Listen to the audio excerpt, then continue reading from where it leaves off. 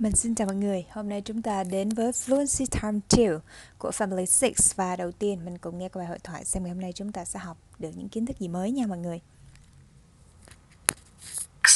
Listen and read. Is it okay if I borrow your gloves? I can't find mine. No, sorry. I'm wearing them. Could I close the window, please? I'm freezing. Yes, of course. It has been getting cold this week. Do you mind if I wear my scarf? I'm so cold today. No, that's fine, Ben. Go ahead. Rồi, thì ở đây mình nhìn thấy rằng chúng ta sẽ sử dụng dạng informal language, tức là những cái ngôn ngữ mà nó không trang trọng khi chúng ta nói với gia đình hoặc bạn bè. Và chúng ta sẽ sử dụng cái formal language là ngôn ngữ mà trang trọng khi mà chúng ta nói với giáo viên hoặc là những người mà chúng ta không biết nhiều. Ví dụ, is it okay if I borrow your gloves? Có được không nếu như tôi mượn cái găng tay của bạn? Đây là bạn bè đang nói chuyện. Nhưng mà nếu như nói ngôn ngữ trang trọng sẽ là do you mind if I? Mình nhớ cái cấu trúc nha. Những cái phần mà nó gạch chân màu cam đó thì là những cái phần mình sẽ học thuộc lòng luôn. Và mình chỉ thay đổi phần sau thôi. Bạn có phiền không nếu tôi wear my scarf là đeo cái khăn quàng cổ? Tức là thầy có phiền không nếu như mà em đeo cái khăn quàng cổ á? Rồi, tiếp theo một cái dạng mà không trang trọng nữa là can you show me how to? Bạn có thể chỉ cho tôi cái cách do this math là làm bài toán này không? Rồi, hoặc là một cái cách trả lời đó là no sorry, không được, xin lỗi, yes okay, được, sure, chắc rồi. Còn cái cách mà mình nói trang trọng sẽ là could I là mình có thể close the window please là em có thể đóng cái cửa sổ lại được không thầy? Và cái cách trả lời cho cái câu trang trọng sẽ là no I'm sorry hoặc là yes of course. Mình nói chung là khi nào trang trọng thì nó cũng phải nói dài hơn mọi người ha. Phải là dài hơn. Và cái cách dùng thì mọi người mình cứ thuộc 4 cái này. Is it okay if I? Can you show me how to? Hoặc là do you mind if I? Hoặc là could I? Ví dụ như vậy. Rồi, bây giờ mọi người sẽ cùng nghe phần tiếp theo và mình tick vào những cái yêu cầu nào mà là yêu cầu trang trọng mọi người ha. Có 4 cái yêu cầu mình nghe thử xem cái nào là formal thì mình tick vào. Listening 57. Listen to the conversations and write the requests. Then tick the formal requests. 1. Hi, Zaid. Can I ask you something? Yes. What's the problem? Can you help me with my homework? It's my maths. I can't do it. It's really, really hard. Nghe tiếp hạt thì nó bị hết dung lượng nữa. It's great. I can't do it. It's really, really hard. Sure. Come round to my house after school and we'll do it then. Thanks. That's great. 2. Excuse me, Miss Harper? Yes, Layla? I can't find my pencil case. Have you looked in lost property? Yes, but it isn't there. I think I left it at home. Do you mind if I use this pen? That's fine, Layla. Here you are. But please bring it back at the end of the lesson. It's the only one I've got. Thank you, Miss Harper. 3. Hi, Zaid. I'm meeting my cousin in the park tomorrow. He wants to go for a bike ride. Sounds good. The problem is, my bike's being repaired at the moment. Is it okay if I borrow your bike? I only need it for a couple of hours. No, sorry, Ben. I'm going to my friend's house tomorrow. We're going to the woods. Maybe another time. Okay, thanks anyway. 4.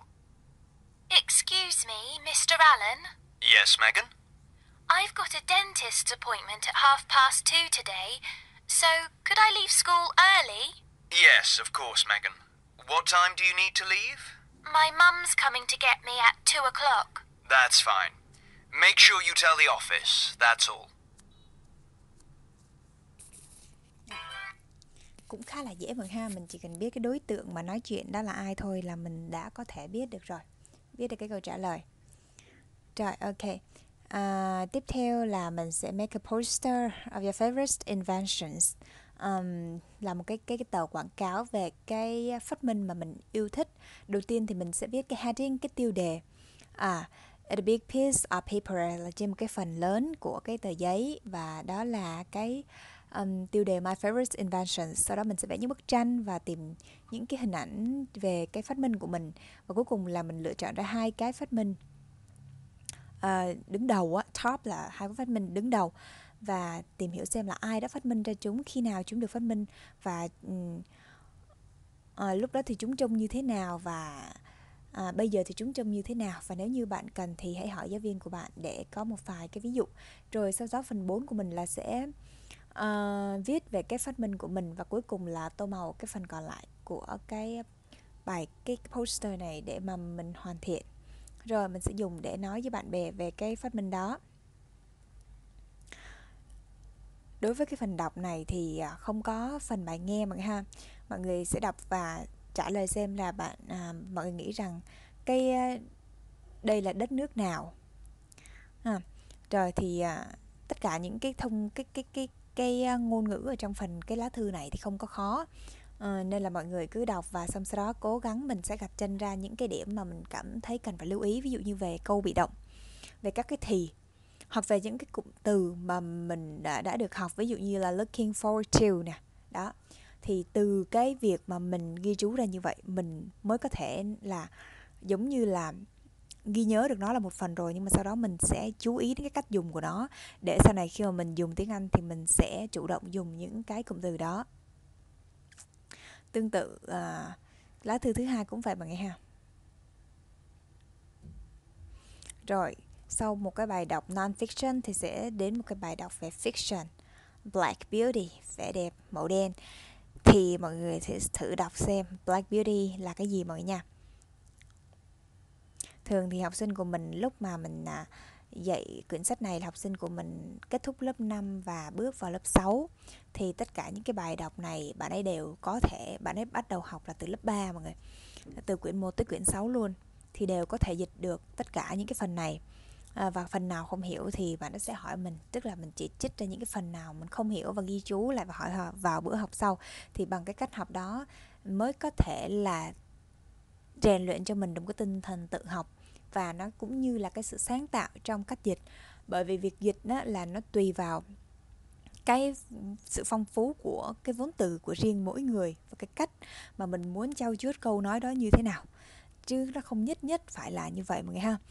Mỗi người sẽ có một cái cách dịch cũng hơi gọi là mang bản sắc cá nhân của họ, cho nên là mình muốn rằng những cái phần sau này thì mọi người sẽ tự do sáng tạo trong cái việc dịch đó. Rồi thì bài học đến đây là kết thúc rồi.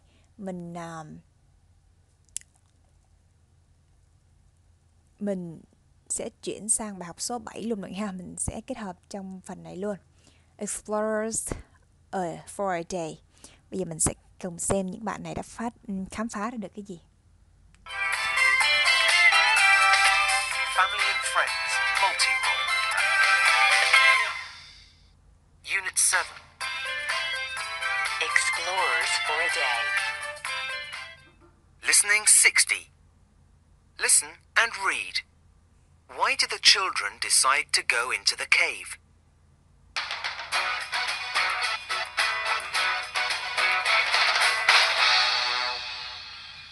Today, you're all explorers. 10 flags are hidden.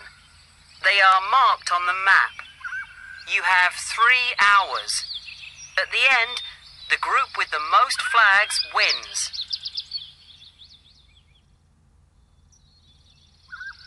There is a dad with each group to keep you safe. Dads, remember you must not help the children at all. Here is a compass for each group. Good luck. I'll wait for you here. Right. Let's try and find this flag first. We just have to walk north for 1 kilometre. Who's got the compass? I have. It's this way.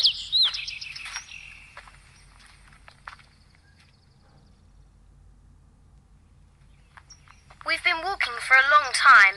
Where's the flag? Are you sure we're going north, Ed? North? I thought you said south.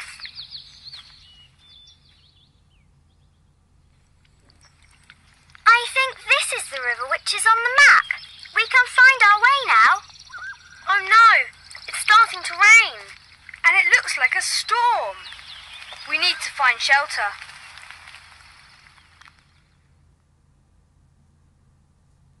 How about this cave? Are you sure? It's very dark. Come on, it's fine. Ok. Thì những cái nhà khám phá các bạn đã đến một hang động và nó sẽ còn phần tiếp theo nữa, mọi người sẽ dịch phần này và bây giờ mình sẽ cùng nghe thêm một vài cái từ vựng, các cái hướng la bàn mọi người ha.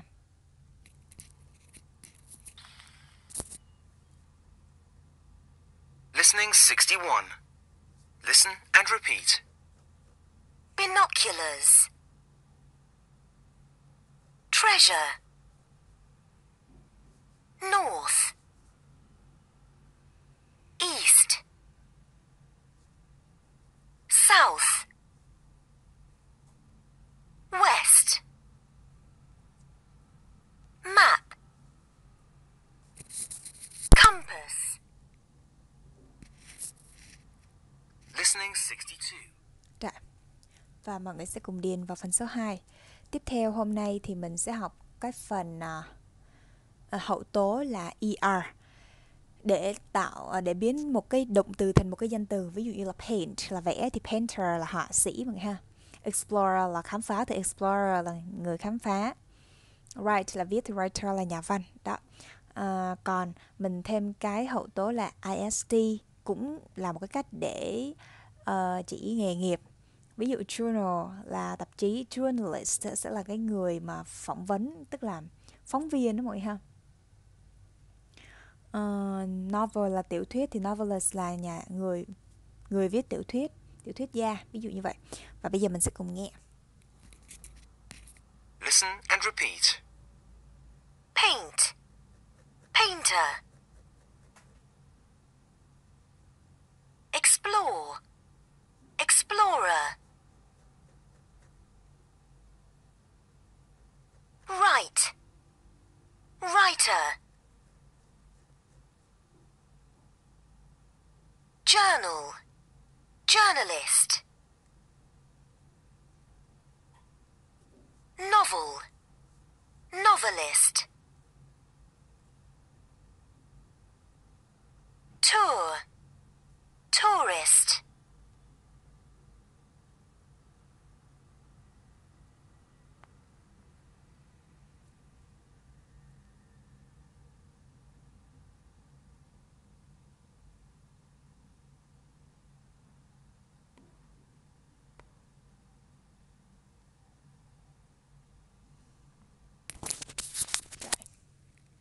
Mọi người sẽ cùng làm phần 4.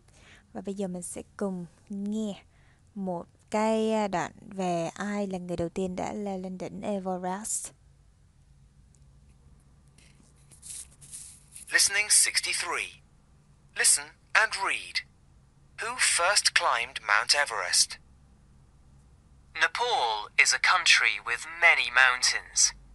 Tourists come to Nepal from all over the world. They climb a mountain there which is the highest mountain in the world. It is called Mount Everest. Edmund Hillary and Tenzing Norgay were the first known people who climbed to the top of the great mountain. Today, there are many climbers who successfully climb Mount Everest. Thực ra phần này là mình cũng đã học hồi trước á, mình có một cái bài về Everest là chi tiết rồi mọi người ha. Thì mọi người sẽ cùng đọc dịch lại cái phần bài này. Rồi mình học về đại từ quan hệ chữ who và chữ which. Thì mình nhớ là đại từ quan hệ này khi mà mình dùng cái mệnh đề quan hệ sẽ là đưa thêm thông tin cho danh từ. Ví dụ mình dùng chữ who nha, chỉ người. Today there are many climbers who successfully climbed Mount Everest. Ngày nay thì có rất là nhiều nhà leo núi, người mà đã thành công trong việc leo đỉnh Everest. Thì cái chữ climbers là danh từ chỉ người. Cái người mà thì khi mà mình muốn dùng mệnh đề quan hệ để mà nối câu, đưa ra thêm thông tin thì cứ chỉ người mình sẽ dùng who, chỉ vật thì mình sẽ dùng which. Trước hết trong phần bài này thì mình nhớ như vậy thôi. Thì chữ who này nó sẽ bổ sung ý nghĩa và nó sẽ làm rõ ý nghĩa, cung cấp thêm thông tin cho climber. Ngày nay có nhiều cái nhà leo núi như thế nào, họ đã thành công trong việc leo đỉnh Everest. Hoặc ví dụ cho chữ which, đó là they climb a mountain there, which is the highest mountain in the world. Họ leo cái đỉnh núi ở đó, cái mà là cái ngọn núi cao nhất trên thế giới. Thì cái mountain này chính là cái thing, là một cái vật. Thì chữ which này nó dùng để bổ sung thêm thông tin cho cái ngọn núi như thế nào, ngọn núi cao nhất trên thế giới. Rồi thì mọi người sẽ làm phần 3 và phần 4 nha. Rồi bây giờ mình sẽ cùng nghe tiếp nào.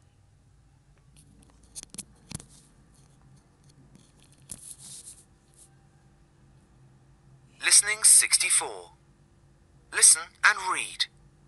What are Chip and Professor looking at?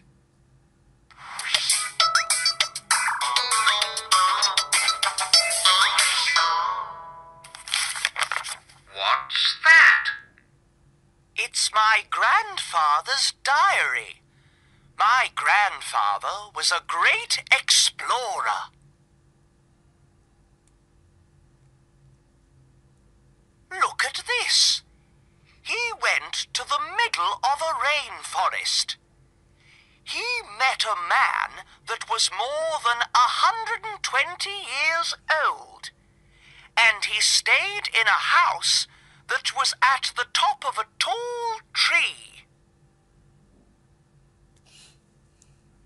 And look at this. He invented special shoes. So, he was an explorer, but he was also an inventor, just like you. Thì trong bài này mình thấy xuất hiện một cái chữ that. Chữ that trong mệnh đề quan hệ là một cái chữ khá là phức tạp. Bởi vì chữ that này nó có thể thay thế được cho cả chữ who và chữ which trong một số tình huống. Ví dụ như trong phần hôm nay mình sẽ học chữ that này sẽ được dùng cả chỉ người và cả chỉ vật. Thì cái điều duy nhất mà người cần lưu ý chính là trong mệnh đề này không có dấu phẩy. Thì chữ that mới có thể dùng được. Bởi vì lần trước khi mà mình học một phần đó thì người ta có nói cái vấn đề về dấu phẩy. Trước chữ who phẩy một cái, hết cái mệnh đề gọi là mệnh đề quan hệ mình phẩy một cái để mình nhận diện đó là một cái mệnh đề quan hệ phụ, một mệnh đề phụ. Thì trong cái câu nào mà phải không có dấu phẩy thì mình mới sử dụng chữ that mà ha. Còn đó là mệnh đề hạn định, không hạn định như thế nào thì mọi người xem thêm cái video về mệnh đề quan hệ thì sẽ rõ hơn. Tại bây giờ mình mà nói ngang qua thì nó quá phức tạp. Thì trong tình huống này mình chỉ cần hiểu đơn giản rằng chữ that có thể thay thế cho cả who và which, và cái cách dịch vẫn y chang như vậy ha. Mọi người thấy phần chữ màu đỏ người ta thay thế y như vậy. Ông ấy đã gặp một người đàn ông, cái người mà đã 120 tuổi. Thì khi mà mình dùng chữ that thì mình cũng dịch cái người mà như vậy. Tương tự là ông ấy đã ở trong một cái nhà cái mà ở trên đỉnh của một cái cây cao, thì chữ that mình cũng dịch y chang như vậy. Rồi mọi người làm phần 3, phần 4 nha. Rồi bây giờ tới skills time.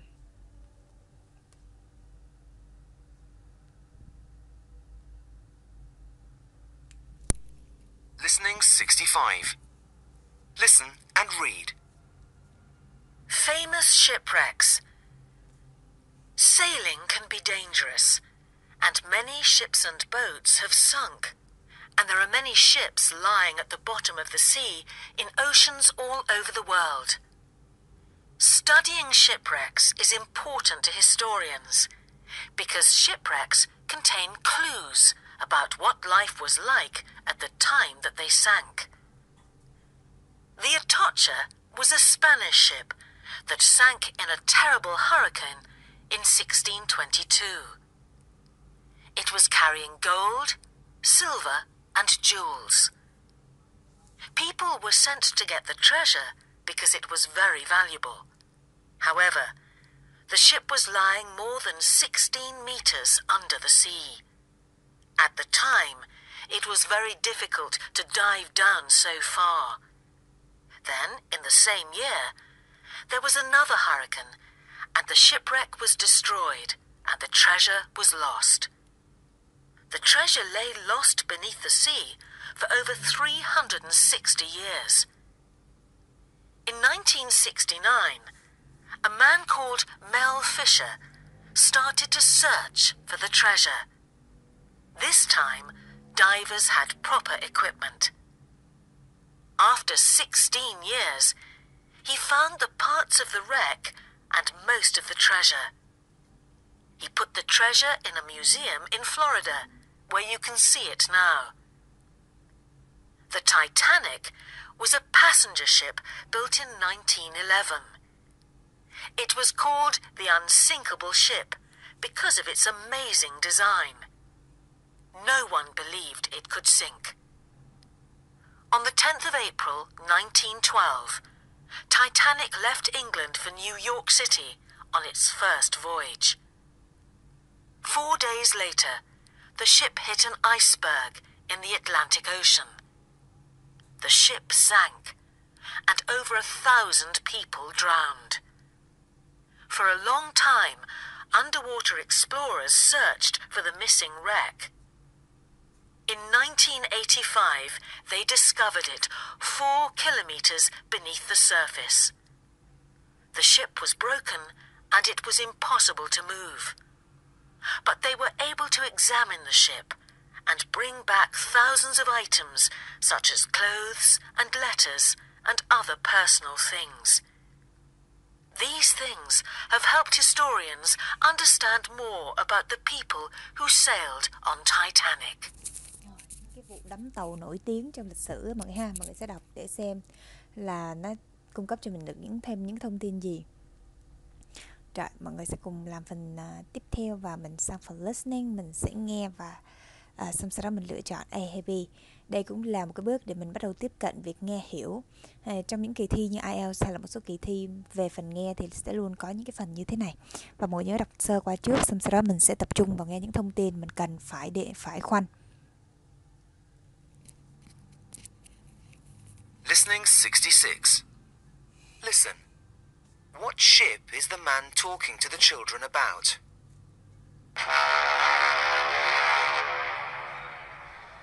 Welcome on board the Titanic Museum.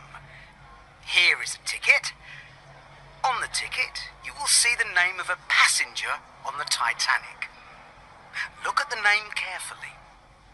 At the end of the tour, you can find out what happened to that person. When the Titanic was built, it was the largest, tallest, and most beautiful ship in the world. When it sank, it was on its first voyage. How many people were on the Titanic? There were 2,228 people on the ship, but only 705 people survived. Only 705 people survived? That's less than half the people. Why didn't more people survive? The reason is that the ship only had 20 lifeboats. This was half the number they needed for all the passengers. No one ever thought the Titanic could sink, so they didn't think they needed more than 20 lifeboats. On the 14th of April, at night, the Titanic hit an iceberg. It sank 2 hours and 40 minutes later. It sank to the bottom of the sea. Did divers explore the shipwreck? No, it is too deep. They sent a submarine down, which was controlled by a robot. They found more than 2,000 things from the ship, including letters, suitcases, and clothes. Here you can see if you look very... Khi mà mọi người cố gắng nghe ra những cái thông tin chi tiết thì mình sẽ thấy vô cùng bất ngờ.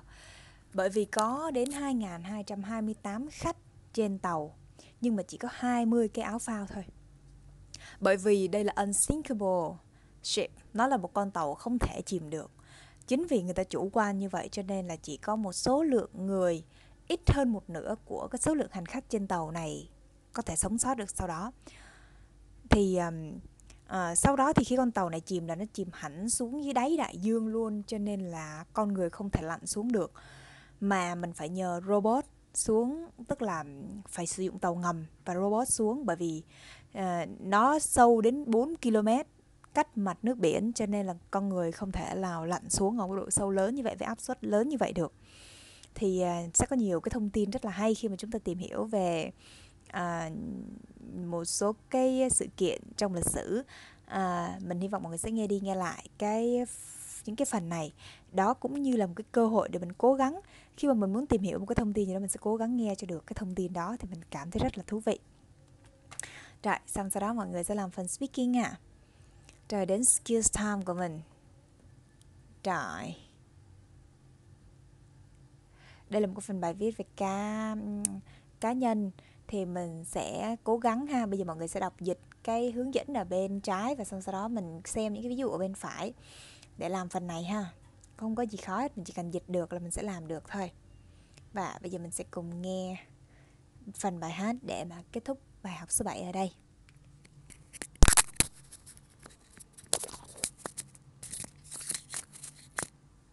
Listening 67. Listen and order the lines. Sing.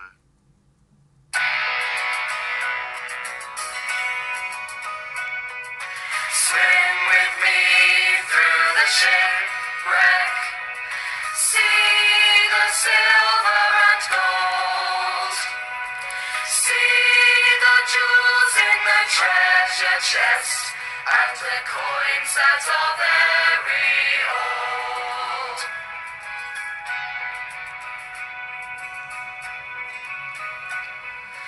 This is the room where the sailors sat, and the games that the sailors played. This is the place where the captain ate, and the room where the captain stayed.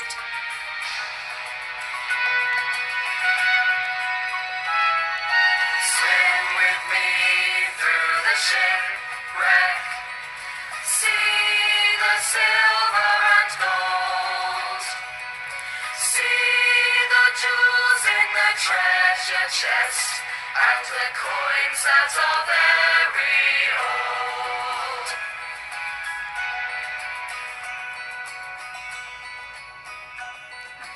This is a pan that the ship's cook used, a cup and a silver spoon. These are the letters which the captain wrote by the light of the silvery moon. Mình sẽ kết thúc bài số 7 ở đây, và chỉ còn khoảng 5 bài nữa thôi mình sẽ kết thúc toàn bộ sách này. Mình rất là hy vọng mọi người sẽ học cho đến cuối cùng để mà mình thu nhận được những cái kiến thức một cách toàn diện nhất. Và mình hy vọng mọi người sẽ đăng ký kênh để mình có thêm động lực để hoàn thành bộ sách này, cũng như là có những cái ý tưởng tiếp theo cho việc ra video về việc học tiếng Anh. Rất là hy vọng mọi người sẽ đạt được những cái tiến bộ dù nhỏ dù lớn, nhưng mà đều cũng sẽ rất là xứng đáng với những cái nỗ lực của mọi người đã bỏ ra. Và mình xin chào mọi người.